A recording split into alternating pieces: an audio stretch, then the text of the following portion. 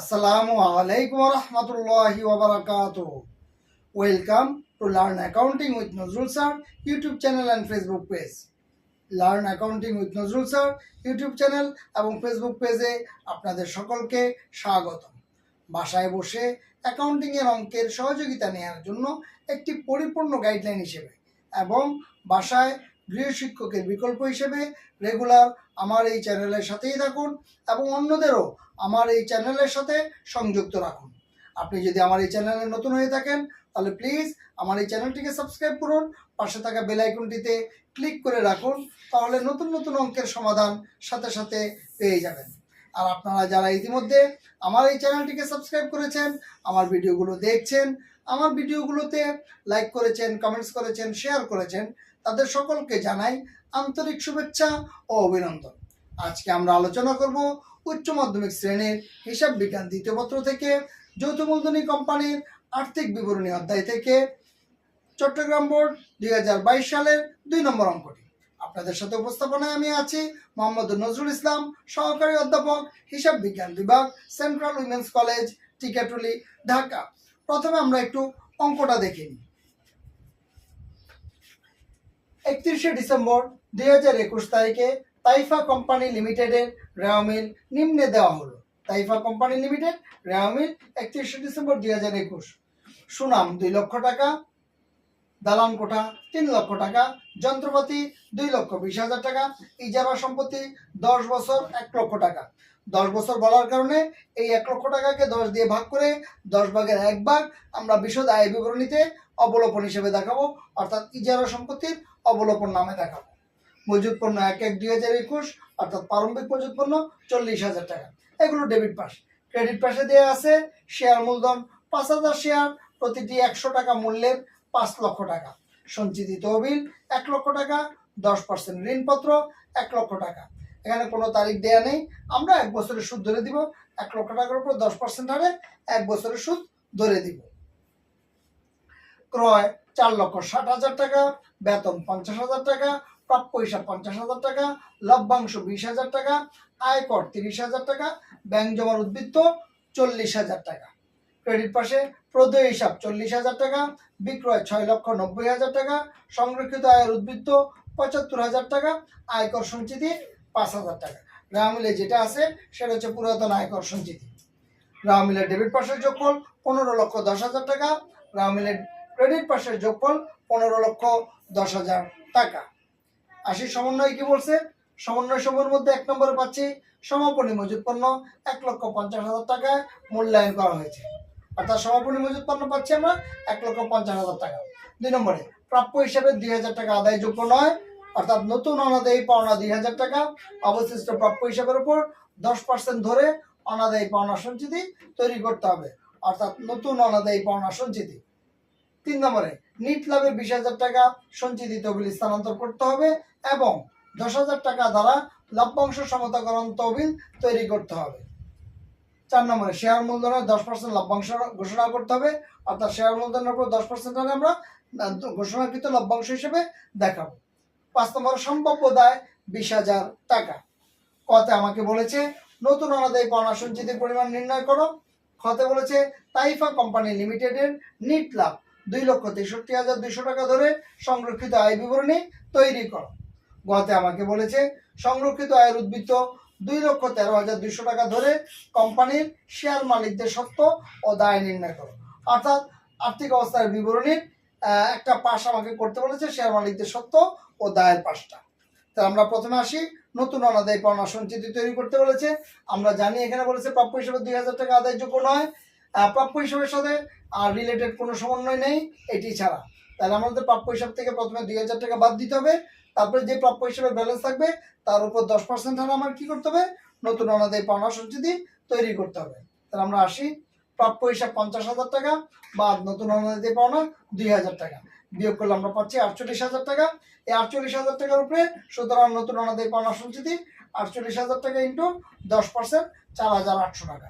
তাহলে আমি নতুন অনাদায়ী পাওনা সঞ্চিতি পাচ্ছি 4,800 টাকা। তাহলে খতে বলছে নিট লাভ 2,63,000 টাকা ধরে সংরক্ষিত আয় বিবরণী তৈরি করতে। আমরা প্রতিষ্ঠানের নাম লিখতেছি তাইফা কোম্পানি লিমিটেড সংরক্ষিত আয় বিবরণী 2021 সালের 31 ডিসেম্বর সমাপ্ত বছরের জন্য। প্রথমে ব্যালেন্স বিডি আসবে, ব্যালেন্স বিডি দেওয়া আছে 75,000 টাকা। চলতি বছরের নিট মুনাফা আসবে, আমার প্রশ্ন মতো বলে দিয়েছে 2,63,200 টাকা, লিখলাম 2,63,200 টাকা, দুইটা যোগ করলে আমরা পাচ্ছি 3,38,200 টাকা। এখান থেকে বাদ দিব মুনাফা বন্টন ও সমন্বয় সমূহ। এর মধ্যে আসবে লভ্যাংশ 20,000 টাকা, আয়কর 30,000 টাকা, আয়কর থেকে পুরাতন আয়কর সঞ্চিতিটা বাদ দিব, বাদ আয়কর সঞ্চিতি 5,000 টাকা। তাহলে 30,000 থেকে 5,000 বাদ দিলে থাকে 25,000 টাকা। সঞ্চিতি তহবিলে স্থানান্তর আছে সমন্বয়ের মধ্যে 20,000 টাকা, লভ্যাংশ সমতাকরণ তহবিলে স্থানান্তর আছে সমন্বয়ের মধ্যে 10,000 টাকা। আর লভ্যাংশ ঘোষণা করতে বলছে 10%, তাহলে ঘোষণাকৃত লভ্যাংশ আমার শেয়ার মূলধন হচ্ছে 5 লক্ষ টাকা, তার উপর 10%-এ 50,000 টাকা। এই সবগুলো যদি আমরা যোগ করি আমাদের আসবে 1,25,000 টাকা। আমাদের নিট মুনাফা থেকে 1,25,000 টাকা বাদ দিলে সংরক্ষিত আয় বিবরণীর সমাপনী উদ্বৃত্ত বেরোচ্ছে 2,13,200 টাকা। এইভাবে আমরা সংরক্ষিত আয় বিবরণীটা তৈরি করতে পারি। এরপরে গতে আমাকে বলেছে সংরক্ষিত আয়ের উদ্বৃত্ত 2,13,200 টাকা ধরে কোম্পানির শেয়ার মালিকদের সত্ত্ব ও দায় নির্ণয় করতে। আমরা জানি শেয়ার মালিকদের সত্ত্ব ও দায়ের মধ্যে আমাদের 4টি হেডলাইন দিয়ে করতে হয়। তা আমরা আসি আর্থিক অবস্থার বিবরণী ছকে করব।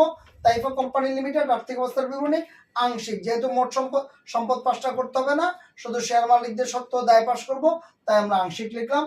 তারিখটা লিখবো 31 ডিসেম্বর 2021, এভাবে লিখলে হয়ে যাবে। অথবা আমরা লিখতে পারি 2021 সালের 31 ডিসেম্বর তারিখের জন্য প্রস্তুত। আমরা আসি শেয়ার মালিকদের সত্ত্ব দায় সমূহ। এর মধ্যে 4টি হেডলাইন হবে। প্রথম হেডলাইন হচ্ছে শেয়ার মূলধন। শেয়ার মূলধনের আন্ডারে আবার 2টি সাব হেডলাইন হবে। একটি হচ্ছে অনুমোদিত মূলধন, প্রতিটি 100 টাকা মূল্যের ডট ডট শেয়ার। অনুমোদিত মূলধন কতটুকু আমরা জানি না, তাই আমরা এখানে ডট ডট শেয়ার দিয়ে দিলাম, প্রতিটি 100 টাকা মূল্যের ডট ডট শেয়ার। তো আমরা ডট ডট দিয়ে 2 দাগ দিয়ে ক্লোজ করে দিব। এরপর হচ্ছে ইস্যুকৃত, বিলিকৃত ও আদায়কৃত মূলধন। তো প্রথমটা হচ্ছে অনুমোদিত মূলধন, তারপর হচ্ছে ইস্যুকৃত, বিলিকৃত ও আদায়কৃত মূলধন। আমরা জানি প্রতিটি 100 টাকা মূল্যের 5,000 শেয়ার, 5 লক্ষ টাকা। আদায়কৃত মূলধন 2 দাগ দিয়ে ক্লোজ হবে না, আদায়কৃত মূলধনটা ওপেন থাকবে, এটা নিচে যোগফলের সাথে মিশে যাবে। এরপর আমরা আসি হেডলাইন হচ্ছে, দ্বিতীয় হেডলাইন হচ্ছে সঞ্চিতি ও উদ্বৃত্ত। সঞ্চিতি উদ্বৃত্তের মধ্যে প্রথমে আসবে সংরক্ষিত আয় বিবরণী উদ্বৃত্ত 2,13,200 টাকা। এরপর আমরা আসি সঞ্চিত তহবিল আছে 1 লক্ষ টাকা, যোগ নতুন স্থানান্তর 20,000 টাকা, যোগ করলে আমরা পাচ্ছি 1,20,000 টাকা। লভ্যাংশ সমতাকরণ তহবিল পাচ্ছি 10,000 টাকা। সবগুলোকে আমরা যোগ করলে মোট সঞ্চিতি উদ্বৃত্ত পাচ্ছি 3,43,200 টাকা। এরপরে হেডলাইনটা হচ্ছে আমার দীর্ঘমেয়াদী দায় বা ঋণ 10% ঋণপত্র 1 লক্ষ টাকা। তারপর সর্বশেষ হেডলাইন হচ্ছে চলতি দায় ও ভবিষ্যৎ ব্যবস্থা। চলতি দায় ও ভবিষ্যৎ ব্যবস্থার মধ্যে আসবে প্রদেয় হিসাব 40,000 টাকা, ঋণপত্রের বকেয়া সুদ, ঋণপত্রের সুদ হচ্ছে 1 লক্ষ টাকার উপরে 10%-এ 10,000 টাকা। এরপর ঘোষণাকৃত লভ্যাংশ, আমার শেয়ার মূলধন হচ্ছে 5 লক্ষ টাকার উপর 10%-এ 50,000 টাকা। এগুলো যোগ করলে মোট চলতি দায় পাচ্ছি আমরা 1 লক্ষ টাকা। এরপর আমার সমন্বয়ের মধ্যে ছিল একটি সম্ভাব্য দায়, এইটা আমরা এই দায় পাশের শেষে আমরা এরকম ইনার কলামে সম্ভাব্য দায়, ইনার কলামে 20,000 টাকা লিখে দিব, অথবা নিচে আমরা টিকাতে লিখে দিতে পারবো। আমরা এটা এখানে ইনার কলামে লিখে দিলাম, কারণ আমার দায় পাশের যোগফল হচ্ছে 10,43,200 টাকা। তাই এখানে আমরা একটা টিকা লিখে দিলাম। সম্ভাব্য দায় আর্থিক অবস্থার বিবরণী নিচে ইনার কলামে দেখানো যায়, অর্থাৎ এইভাবে ইনার কলামে দেখাবো। আবার চাইলে নোট আকারে নিচেও দেওয়া যায়। আমরা নিচে এই নোটটা আমাদের এখানে যদি আমরা সম্ভাব্য দায় ইনার কলামে দিই, তাহলে এই নোটটা দেওয়ার কোনো দরকার নেই, এটা দিয়েছি আপনাদের বোঝার জন্য। এখানে যদি আমরা ইনার কলামে দিই, নিচে নোট লেখার দরকার নেই। আর যদি এখানে ইনার কলামে না দিয়ে নিচে দিই, তাহলে আমরা নোট লিখবো যে সম্ভাব্য দায় এত টাকা। এই ছিল আমার আজকের অঙ্ক। আমরা অঙ্কগুলোকে বারবার দেখতে থাকলে আমাদের জন্য অঙ্কগুলো সহজ হয়ে যাবে। আপনাদের যে কোনো উপদেশ পরামর্শ আমাদেরকে কমেন্টে লিখে জানান। ইউটিউব চ্যানেল এবং ফেসবুক পেজে আমাদের সাথেই থাকুন। যদি ভিডিওটি ভালো লেগে থাকে সকলকে দেখার সুযোগ করে দিন, বেশি বেশি করে শেয়ার করুন। বন্ধু বান্ধব, আত্মীয় স্বজন সবাইকে ফেসবুকে শেয়ারের মাধ্যমে জানিয়ে দিন। আশা করি ভালো থাকবেন, সুস্থ থাকবেন। আল্লাহ হাফেজ।